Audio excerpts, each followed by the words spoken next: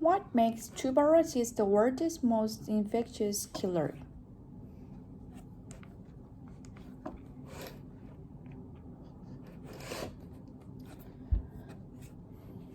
In 2008, archaeologists uncovered the two 90,000-year skeletons. There's no definite way to knowing what killed these ancient people, but we do know their bones were infected by all too familiar bacterium. The ancient Greeks knew the consumptive effect as cytosis. The Incas called it chalky on K, and the English call it tuberculosis. Today, tuberculosis or TB is still one of the biggest infectious killers, causing more death than malaria or even HIV and AIDS. But what exactly is this disease, and how does the pathogen persist for so long? Typically, TB bacteria called Mycobacterium tuberculosis are airborne. They travel into our airways and infect our lungs. Here, immune cells called macrophages rush to the infection site, attempts to absorb and break down the bacteria invaders. In many cases, this response is enough to remove the bacteria, but individuals with other medical conditions, ranging from malnutrition and HIV to diabetes and pregnancy, the immune response may not be strong enough to destroy the intruder. If so, Mycobacterium tuberculosis will reproduce inside those macrophages and form colonies in the surrounding lung tissue as they infect more cells. The bacteria employs cell-degrading enzymes that destroy the infected tissue, triggering chest pain, causing patients to cough up blood. The damage to the lung leads to oxygen deprivation. This began a flood of hormone changes, including decrease in appetite and iron production. From here, microbes can spread out the cholesterol system, causing back pain and difficulty moving, to the kidney and intestines, causing abdominal pain, and to the brain, causing headache, even impaired consciousness.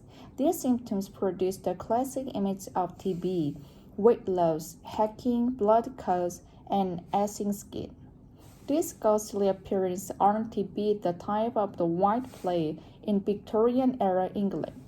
During this period, tuberculosis was considered a romantic disease because it tended to affect the poverty-stricken artists and poets, those with weaker immune systems. TB's outward symptoms even have the fuel the popular myth of vampirism. In spite of, or perhaps because of this less than scientific concern, this period also marked the first stride toward curing TB. In 1892, the German physician Robert Koch identified the disease bacteria organs. 13 years later, physicist Wilhelm Birken discovered the X-ray, enabled the physician to diagnose and track its progression through the body. These techniques allowed researchers to develop reliable and effective vaccines, first of smallpox and again in 1921 when scientists developed the BCG vaccine to battle TB.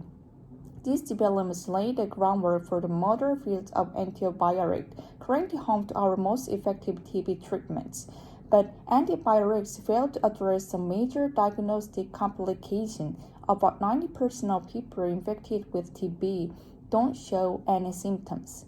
In these latest infections, the TB bacterium may be dormant, only activate when someone's immune system is too weak to mount a defect. This makes TB much harder to diagnose, and even when properly identified, traditional treatments can take up to 9 months, require multiple drugs, and high potential for side effects. This discourages people from finishing the full course, and partial treatments enable bacteria to develop resistance to these drugs. Today, the disease is still prevalent in 30 countries, most of which face other health crises that exacerbate TB and trigger latent cases. Worse still, accessing treatments can be difficult in many of these countries, and the stigma toward TB can discourage people from getting help they need.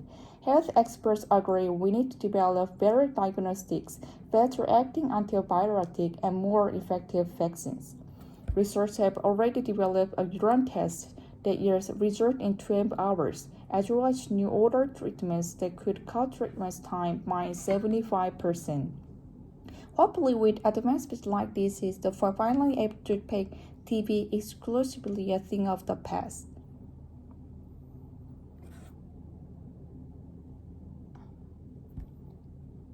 One more.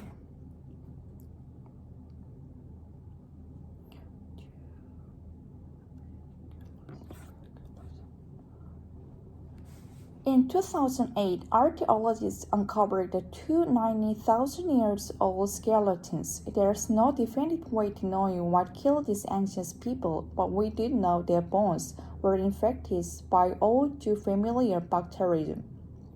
The ancients called its consumptive effects as phthisis, the Incans called it Choky, and the English called it tuberculosis. Today, tuberculosis, or TB, is still one of the world's biggest infectious killers, causing more death than malaria or even HIV and AIDS. But what exactly is disease, and how this pathogen persists for so long? Typically, TB bacteria called the Mycobacteria tuberculosis are airborne. They travel into our airway and infect our lungs. Here, immune cells called macrophages rush to the infection site, attempting to absorb and break down the bacteria invaders. In many cases, this response is enough to remove the bacteria, but individuals with other medical conditions, ranging from malnutrition and inactivity to diabetes and pregnancy, the immune response may not be strong enough to destroy the intruder. If so, Mycobacterium tuberculosis will reproduce inside those macrophages and form colonies in the surrounding lung tissue. As they infect more cells, the bacteria employ a cell-degrading enzyme that destroys the infected tissue, triggering chest pain and causing patients to cough up blood. The damage to lung leads to oxygen deprivation. This begins a flood of hormone changes, including decrease in appetite and iron product. From here, microbes can spread the skeletal system, causing back pain and difficulty moving, to the kidneys and intestines, causing abdominal pain, and to the brain, causing headache and even impaired consciousness. These symptoms produce the classic image of TB, weight loss, a hacking blood cough, and ashen skin. This ghostly appearance earned TB the title of a white plague in Victorian-era England. During the period, the tuberculosis was considered a romantic disease because it tends to affect the poverty-stricken artists and poets, those with weaker immune systems. TV outward systems even helped to fuel the popular myth of vampirism. In spite of, or perhaps because of this less than scientific concern, this period also marked the first stride toward curing TB. In 1882, the German physician Barry Koch identified the disease bacteria regens.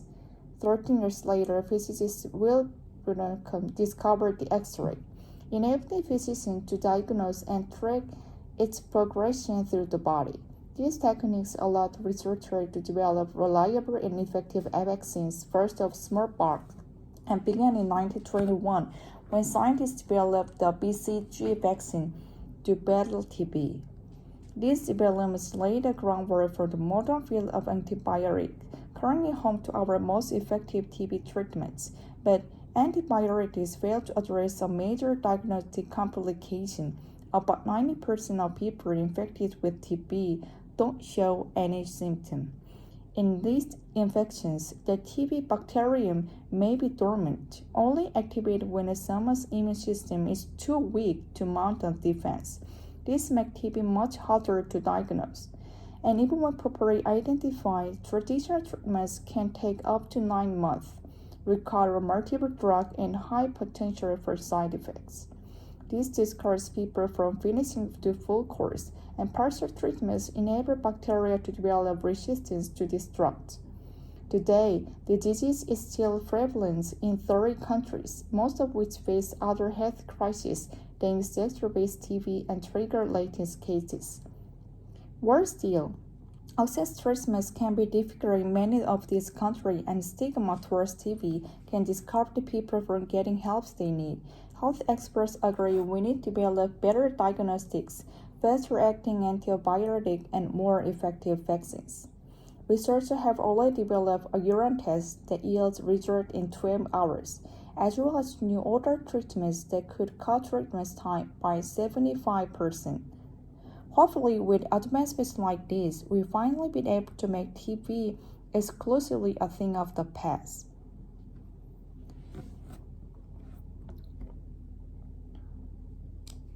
This video talking about tuberculosis, and then the speaker mentioned this disease is the world's most infectious killer because it can infect kids by airway. So, and at the first time, people call this disease as romantic disease because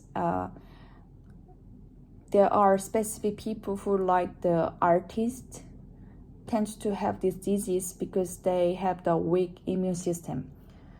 And to treat this disease, they need to take the medication for 6 months. So it was quite long. But nowadays, many people develop the new medication to reduce the time up to 3 months, or I can remember well anyway. And then they also developed the test which can get the result within 12 hours. Compared to the past, in the past they need more time to get the result. That's what I watched today.